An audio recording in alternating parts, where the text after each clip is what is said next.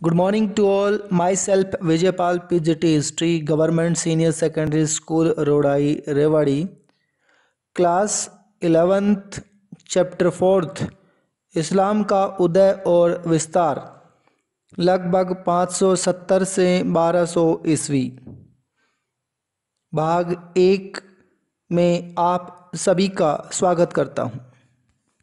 पाठ के उद्देश्य।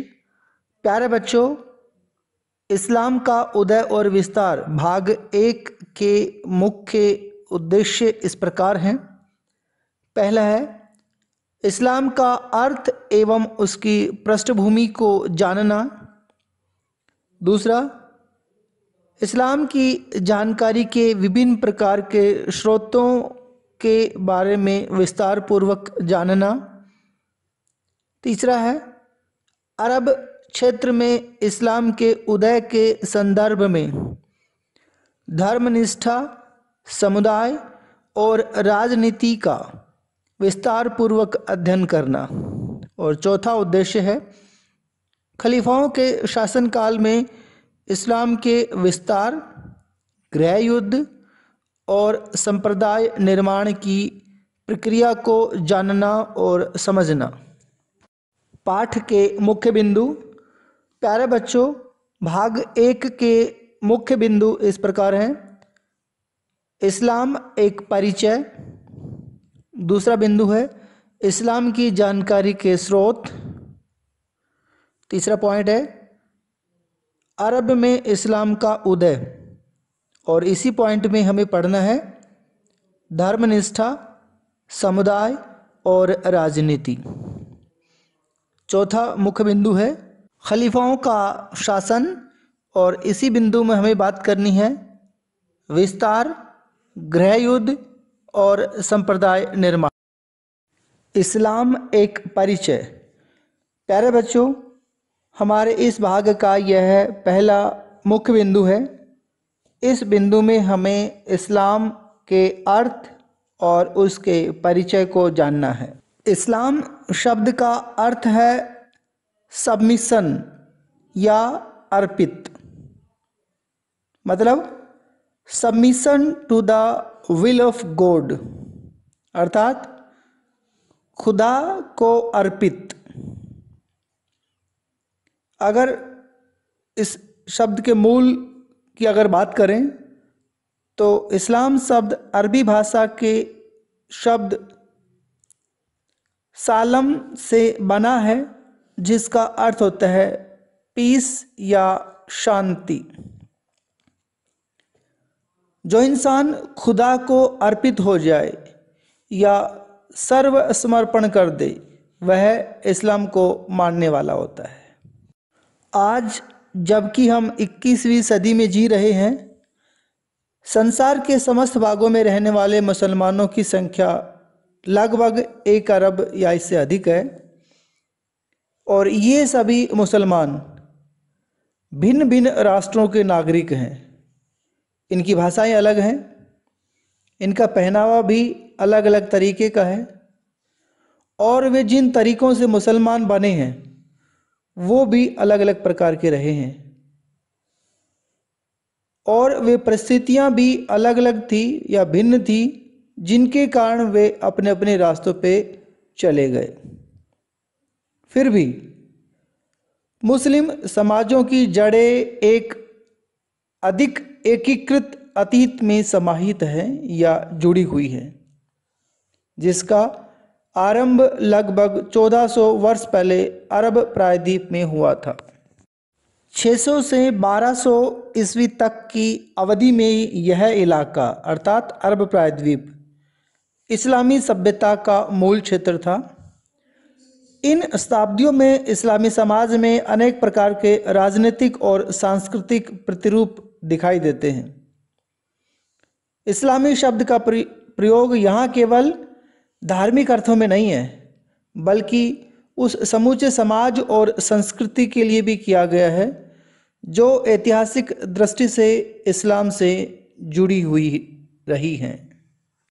इस मुस्लिम समाज में जो कुछ भी घटित हो रहा था, उसका उद्भव सीधे धर्म से नहीं हुआ था, बल्कि इसका उद्भव एक ऐसे समाज से हुआ था जिसमें मुसलमानों को और उनके धर्म को सामाजिक रूप से प्रमुखता प्राप्त थी। गैर मुसलमान भले ही कुछ गौण सही, लेकिन हमेशा इस समाज के अभिन्न अंग रहे हैं, जैसे कि ईसाई प्रदेशों में यहूदी रहे। इस्लाम की जानकारी के स्रोत अर्थात इस्लाम की जानकारी के साधन क्या क्या हैं? प्यारे बच्चों, जब हम इस्लाम की जानकारी के साधनों की बात करते हैं तो हमारे सामने विविध प्रकार के स्रोत उपलब्ध हैं, जैसे इतिवृत्त और त्वारीख, अर्ध ऐतिहासिक स्रोत, अखबार, दस्तावेजी साक्ष्य और पुरातात्विक साक्ष्य। इतिवृत्त अथवा त्वारीख, जिनमें घटनाओं का वृत्तांत कालक्रम के अनुसार दिया जाता है, अर्थात समय की सीक्वेंस के अनुसार दिया जाता है। इस 600 से 1200 तक के बीच का जो मुस्लिम क्षेत्र है, इसके इतिहास की जानकारी के महत्वपूर्ण साधन है।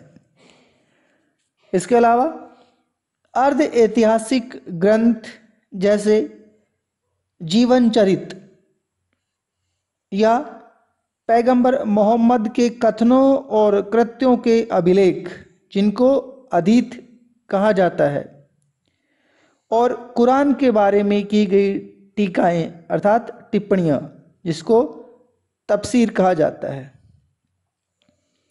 जब इन विविध प्रकार के हम स्रोतों के इकट्ठा करने या इन स्रोतों की उस निर्माण प्रक्रिया को देखते हैं जैसे जिनसे इन स्रोतों को इकट्ठा किया गया है, तो हम पाते हैं कि इनकी प्रामाणिकता पर विशेष ध्यान दिया गया है और एक आलोचनात्मक तरीके से इन खबरों को पहुंचाने वाले स्रोत की विश्वसनीयता को जांचा जाता था।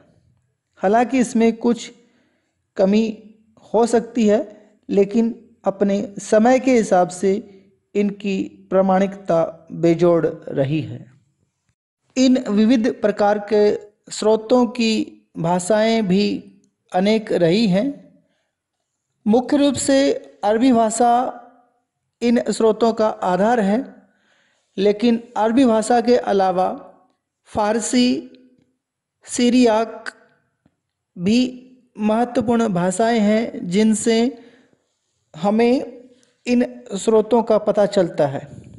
उदाहरण के लिए अरबी भाषा की सर्वोत्तम कृति तबरी, जिनका निधन 923 ईस्वी में हुआ था, इस कृति को 38 खंडों में अंग्रेजी भाषा में अनुवाद किया गया है। फारसी भाषा के इतिवृत्त की संख्या कम है, लेकिन ईरान और मध्य एशिया के बारे में इनसे काफ़ी जानकारी मिलती है। और सीरियाक जो भाषा है, उनसे आरंभिक इस्लाम के इतिहास पर महत्वपूर्ण रोशनी पड़ती है।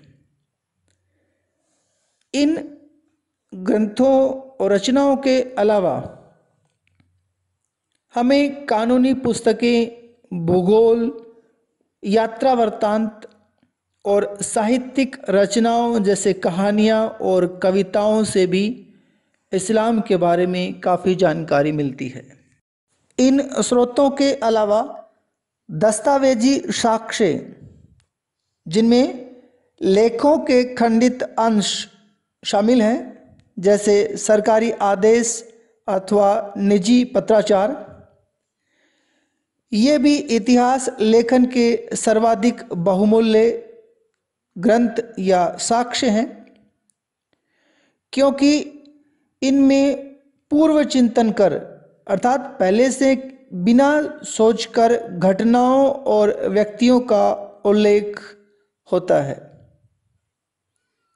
लगभग समूचा साक्ष्य यानी कि दस्तावेजी साक्ष्य है जो यूनानी और अरबी पैपायरस जो प्रशासनिक इतिहास का महत्वपूर्ण स्रोत है या गेनिजा अभिलेख से प्राप्त होता है। कुछ साक्ष्य पुरातात्विक भी हमारे सामने हैं जिनमें उजड़े हुए महलों की खुदाई से जानकारी मिली है या मुद्रा शास्त्रीय जिनमें सिक्कों का अध्ययन किया जाता है और पुरालेखीय जिनमें शिलालेखों का अध्ययन किया जाता है। इन सभी पुरातत्वीय साक्ष्यों से भी हमें काफ़ी कुछ जानकारी मिलती है, विशेषकर आर्थिक इतिहास, कला इतिहास, विभिन्न शासकों या राजाओं के नामों और तारीखों के प्रमाण के रूप में ये बहुत ही महत्वपूर्ण है। अरब में इस्लाम का उदय, और इसी पॉइंट में हमें विशेष रूप से बात करनी है धर्मनिष्ठा, समुदाय और राजनीति की। प्यारे बच्चों, यह हमारे इस भाग का अगला मुख्य बिंदु है जिसमें हमें इस्लाम के उदय की परिस्थितियों और इस्लाम का एक धर्म के साथ साथ समुदाय और राजनीति के विकास को समझना जानना है। इस्लाम धर्म का उदय 6वीं शताब्दी के अंतिम वर्षों में और 7वीं शताब्दी के शुरुआती वर्षों में हुआ है, जो पैगंबर मोहम्मद साहब के द्वारा किया गया है। पैगंबर मोहम्मद मुख्य रूप से सौदागर थे और भाषा तथा संस्कृति की दृष्टि से अरबी थे। 6वीं शताब्दी की अरब संस्कृति अधिकांशतः अरब प्रायद्वीप और दक्षिणी सीरिया तथा मेसोपोटामिया के क्षेत्रों तक सीमित थी। अरब लोग कबीलों में बटे हुए थे।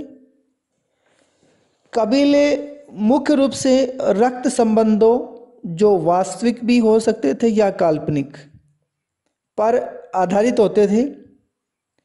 अरबी कबीले वंशों से बने हुए होते थे अथवा बड़े परिवारों के समूह होते थे। कुछ गैर रिश्तेदार वंशों का या काल्पनिक आधार पर बनाए गए वंशक्रम के आधार पर इस उम्मीद के साथ विलय हो जाता था कि नया कबीला ज़्यादा शक्तिशाली होगा। गैर अरब व्यक्तियों को, जिनको मवाली कहा जाता था, कबीलों के प्रमुखों के संरक्षण में सदस्य बना लिया जाता था। लेकिन इस्लाम में धर्मांतरण के बाद भी, अर्थात इस्लाम धर्म को अपनाने के बाद भी, मवालियों के साथ अरब मुसलमानों द्वारा समानता का व्यवहार नहीं किया जाता था और उन्हें अलग मस्जिदों में ही इबादत अर्थात प्रार्थना करनी पड़ती थी। प्रत्येक कबीले का नेतृत्व एक शेख द्वारा किया जाता था, जो कुछ हद तक पारिवारिक संबंधों के आधार पर, लेकिन अधिकतर व्यक्तिगत साहस, बुद्धिमत्ता और उदारता के आधार पर ही चुना जाता था। प्रत्येक कबीले के अपने देवी देवता होते थे, जो बुतों, जिनको अरबी में सनम कहा जाता है, के रूप में देवालयों में पूजे जाते थे। बहुत से अरबी कबीले खानाबदोस या बेदुइन होते थे, जो खाने की चीज़ों, विशेषकर खजूर और ऊँटों के चारे की तलाश में रेगिस्तानों में सूखे क्षेत्रों से हरे भरे क्षेत्रों अर्थात नखलिस्तानों की ओर जाते रहते थे। पैगंबर मोहम्मद का अपना कबीला कुरैश मक्का में रहता था और उसका वहाँ के मुख्य धर्मस्थल पर नियंत्रण था। इस स्थल का ढांचा घनाकार अर्थात क्यूब के शेप में था, जिसे काबा कहा जाता था, जिसमें बुत अर्थात मूर्तियां रखी होती थी। मक्का के बाहर के कबीलों को भी काबा को पवित्र माना जाता था। वे इसमें अर्थात काबा में अपने भी बुत रखते थे और हर वर्ष इबादत गाह की धार्मिक यात्रा अर्थात हज करते थे। मक्का सीरिया और यमन के बीच एक व्यापारिक मार्ग के चौराहे पर था, जिसके कारण इस शहर का महत्व और बढ़ जाता था। काबा को एक ऐसी पवित्र जगह अर्थात हरम माना जाता था जहां हिंसा वर्जित थी अर्थात मनाही थी और सभी दर्शनार्थियों को अर्थात दर्शन करने वालों को सुरक्षा प्रदान की जाती थी। तीर्थ यात्रा और व्यापार ने खानाबदोश और बसे हुए कबीलों को एक दूसरे के साथ बातचीत करने और अपने विश्वासों तथा रीति रिवाजों को आपस में बांटने का मौका दिया। हालांकि बहुदेववादी अरबों को अर्थात बहुत से देवी देवताओं के मानने वालों को अल्लाह कहे जाने वाले परमात्मा की धारणा के बारे में अर्थात सोच के बारे में अस्पष्ट सी ही जानकारी थी और यह अस्पष्ट जानकारी भी शायद उनके बीच रहने वाले यहूदी और ईसाई कबीलों के प्रभाव के कारण थी।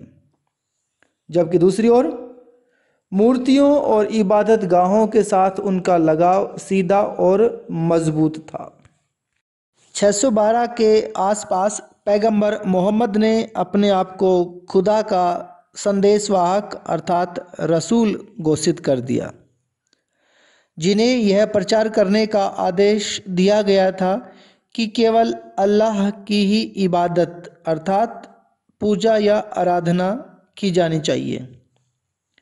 हालांकि इबादत की विधियां या तरीके बड़े सरल थे, जैसे दैनिक प्रार्थना करना अर्थात सलात करना और नैतिक सिद्धांत जैसे खैरात बांटना और चोरी न करना। पैगंबर मोहम्मद ने बताया कि उन्हें आस्तिकों अर्थात उम्मा के एक ऐसे समाज की स्थापना करनी है जो सामान्य धार्मिक विश्वासों के जरिए आपस में जुड़े हुए हो। इस समाज के लोग ईश्वर के सामने और अन्य धार्मिक समुदायों के सामने धर्म के अस्तित्व में अपना विश्वास प्रकट करते थे।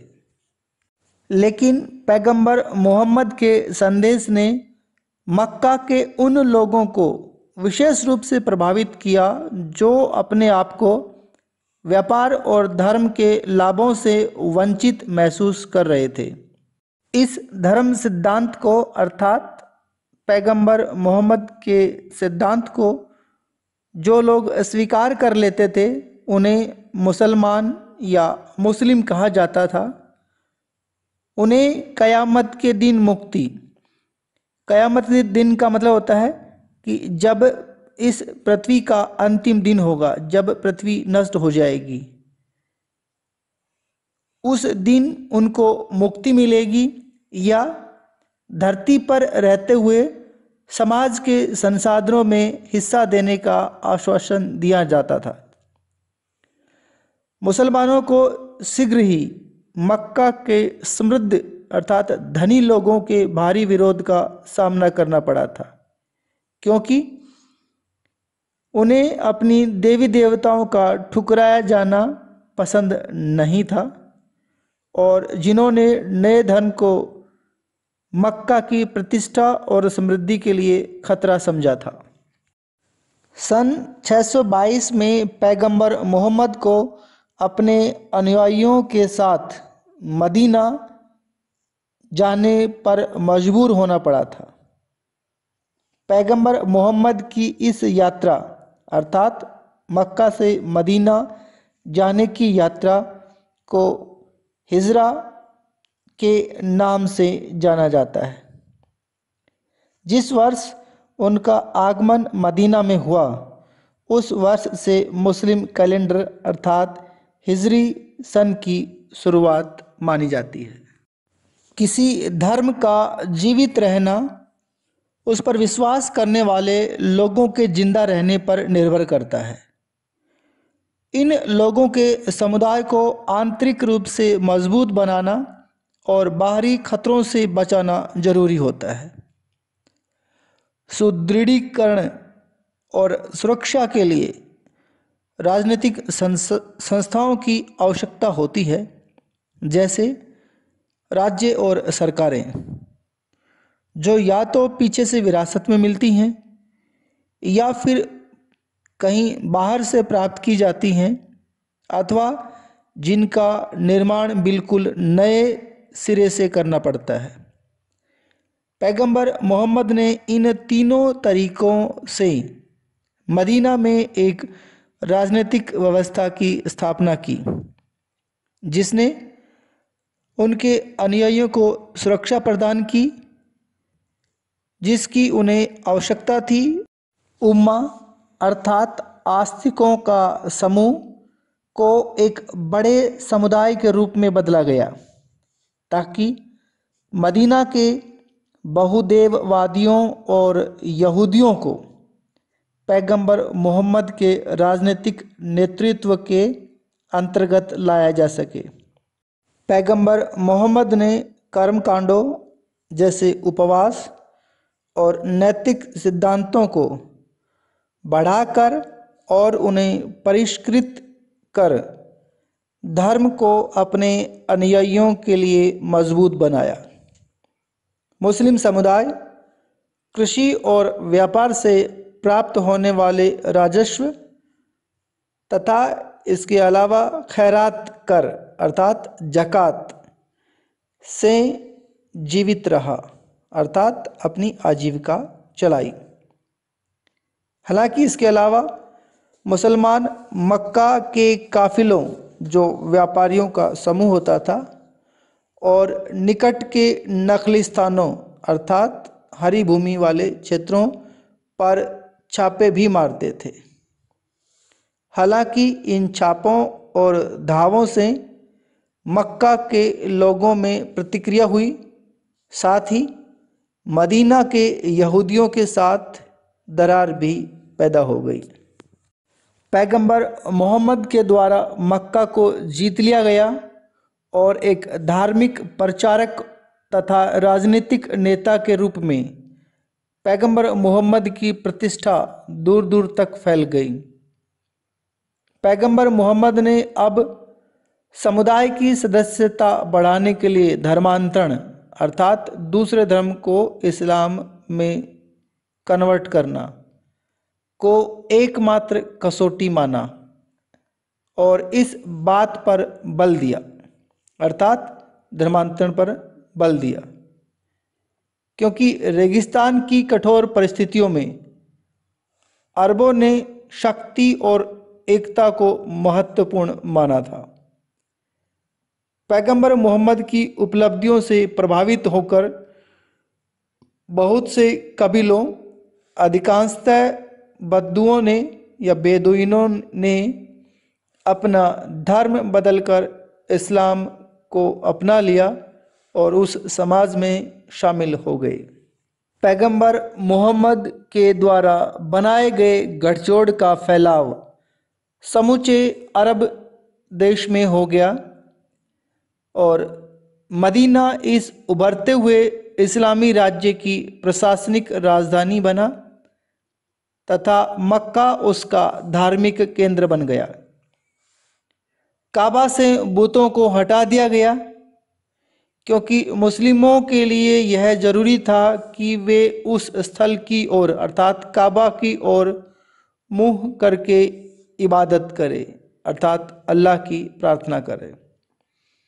पैगंबर मोहम्मद को थोड़े ही समय में अरब प्रदेश के काफ़ी बड़े भाग को एक नए धर्म, एक समुदाय और राज्य के अंतर्गत लाने में सफलता मिल गई। प्रारंभिक इस्लामिक राज्य व्यवस्था काफ़ी लंबे समय तक अरब कबीलों और कुलों का राज्य संघ बनी रही थी। खलीफाओं का शासन, और इसमें हमें बात करनी है साम्राज्य विस्तार, गृह युद्ध और संप्रदाय निर्माण के बारे में। प्यारे बच्चों, यह हमारे इस भाग का अगला मुख्य बिंदु है, जिसमें हमें खलीफाओं के शासन के अंतर्गत उनके राज्य विस्तार, उनके गृह युद्ध और संप्रदाय निर्माण के बारे में जानना है। 632 ईस्वी में पैगंबर मोहम्मद के देहांत के बाद कोई भी व्यक्ति वैधानिक रूप से इस्लाम का अगला पैगंबर होने का दावा नहीं कर सकता था। इसके परिणाम स्वरूप उनकी राजनीतिक सत्ता उत्तराधिकार के किसी स्थापित सिद्धांत के अभाव में उम्मा अर्थात आस्तिकों के समुदाय को हस्तांतरित कर दी गई। इसके परिणाम स्वरूप नवाचारों अर्थात नए तरीकों के लिए अवसर उत्पन्न हो गए, लेकिन इससे मुसलमानों में गहरे मतभेद भी पैदा हो गए।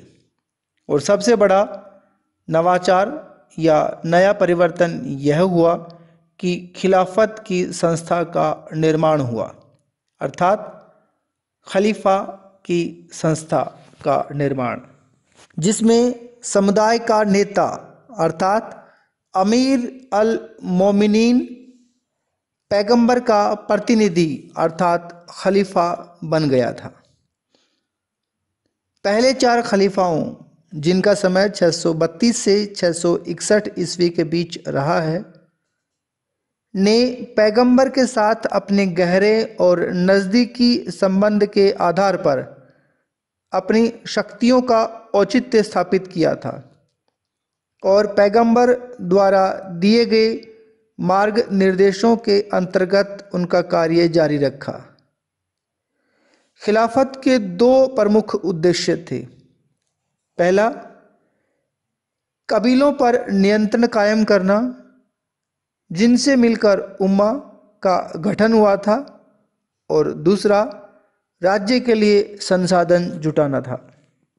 पैगंबर मोहम्मद की मृत्यु के बाद बहुत से कबीले इस्लामी राज्य से टूटकर अलग हो गए थे।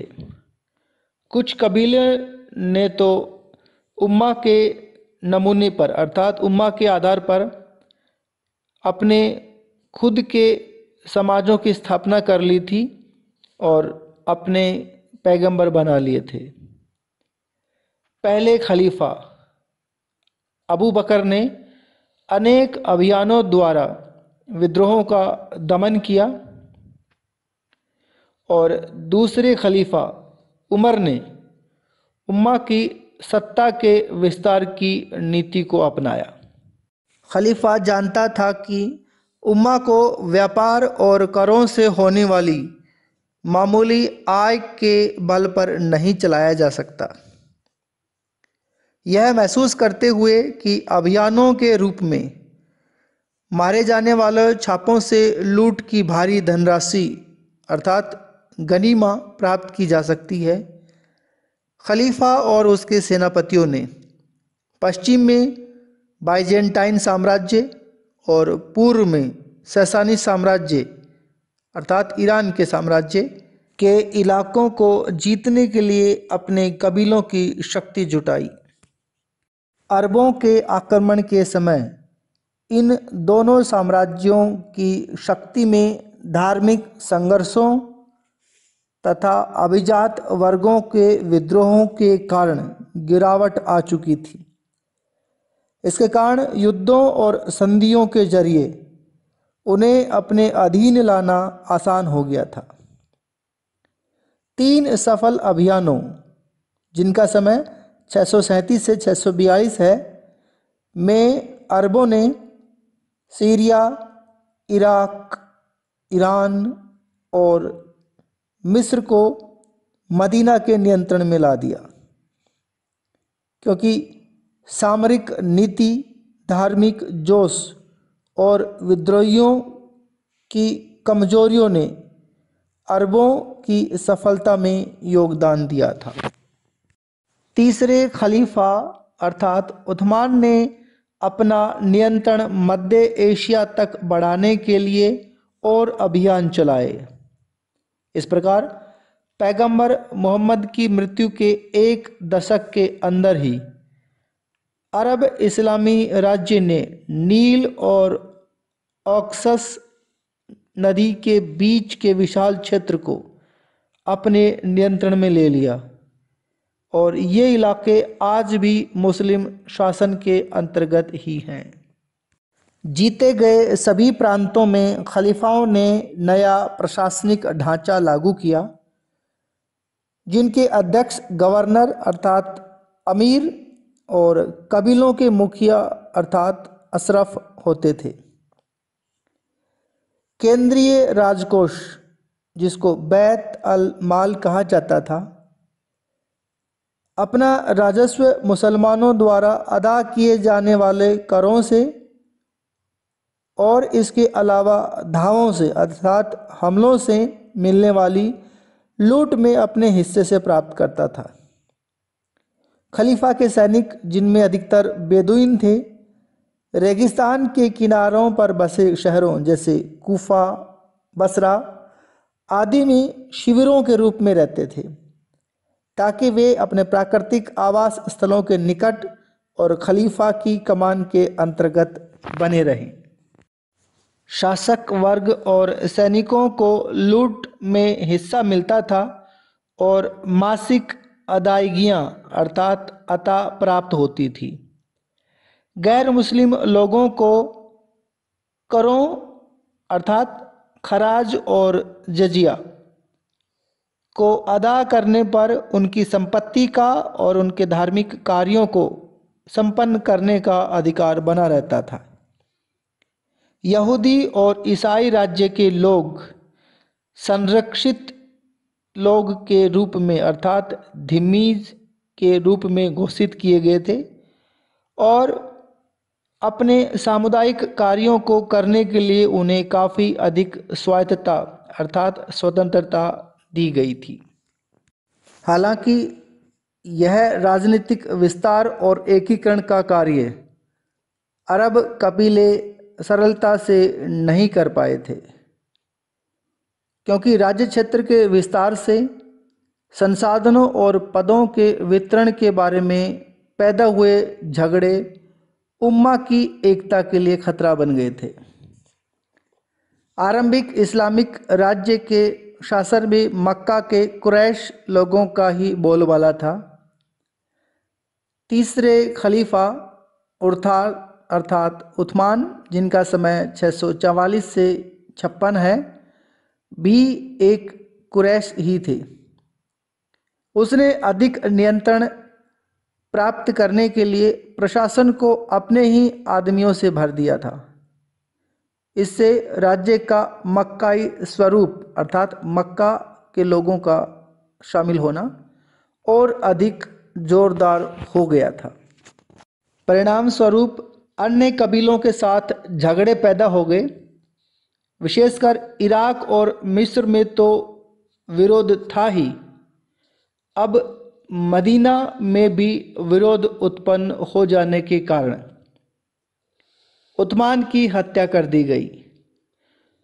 उस्मान की मृत्यु के बाद अली को चौथा खलीफा बनाया गया। अली के द्वारा, जिसका समय 656 से 661 है, उन लोगों के खिलाफ जो मक्का के अभिजात तंत्र का प्रतिनिधित्व करते थे अर्थात मक्का का प्रतिनिधित्व करते थे, के विरुद्ध 2 युद्ध लड़े जाने के बाद मुसलमानों में दरार और भी गहरी हो गई। अली ने अपने आप को कूफा अर्थात इराक में स्थापित कर लिया और मोहम्मद की पत्नी अर्थात आयशा के नेतृत्व वाली सेना को ऊँटों की लड़ाई जो 657 ईस्वी में होती है में पराजित कर दिया। लेकिन उस्मान के नातेदार और सीरिया के गवर्नर मुआविया के नेतृत्व वाले गुट का वह दमन नहीं कर सका। अली का दूसरा युद्ध जो सिफिन अर्थात उत्तरी मेसोपोटामिया में हुआ था, एक संधि के रूप में समाप्त हुआ, जिसने उसके अनुयायियों को दो भागों में बांट दिया। कुछ उसके वफादार बने रहे, जबकि अन्यों ने उसका साथ छोड़ दिया और वे खरजी कहलाने लगे।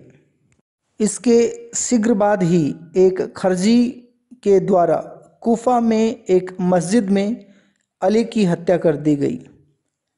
उसकी मृत्यु के बाद अर्थात अली की मृत्यु के बाद उसके अनुयायियों ने उसके पुत्र हुसैन और उसके वंशजों के प्रति अपनी निष्ठा प्रकट की। मुआविया ने 661 में अपने आप को अगला खलीफा घोषित कर दिया और सैयद वंश की स्थापना की, जो 750 ईस्वी तक चलता रहा। पाठ की दोहराई। प्यारे बच्चों, इस पाठ के सभी बिंदुओं पर विस्तार पूर्वक चर्चा करने के बाद आइए एक बार पुनः पाठ की दोहराई या पुनरावृत्ति करते हैं। हमने पढ़ा कि इस्लाम का अर्थ एवं उसकी पृष्ठभूमि क्या है। दूसरा, इस्लाम की जानकारी के विभिन्न प्रकार के स्रोतों के बारे में विस्तार पूर्वक जाना है। तीसरा, अरब क्षेत्र में इस्लाम के उदय के संदर्भ में धर्मनिष्ठा, समुदाय और राजनीति का विस्तार पूर्वक अध्ययन किया है। और अगली बात, खलीफाओं के शासनकाल में इस्लाम के विस्तार, उनके गृह युद्ध और उनके संप्रदाय निर्माण की प्रक्रिया को जाना और समझा है। गृह कार्य या होमवर्क। प्यारे बच्चों, पाठ के सभी बिंदुओं पर विस्तार पूर्वक चर्चा करने के साथ साथ पाठ की दोहराई करने के आधार पर आपको गृह कार्य के लिए निम्न प्रश्न दिए जा रहे हैं। पहला प्रश्न है, पूरी दुनिया के मुसलमानों के तौर तरीके में काफ़ी विविधता के बावजूद उनकी जड़ें एक समान इतिहास में समाई हुई हैं। टिप्पणी करें। दूसरा प्रश्न, इस्लाम की जानकारी के विभिन्न प्रकार के स्रोत हैं, उदाहरण देकर स्पष्ट करें। तीसरा, अरब क्षेत्र में इस्लाम का उदय 7वीं सदी की एक महत्वपूर्ण राजनीतिक, सामाजिक एवं धार्मिक घटना थी, कैसे?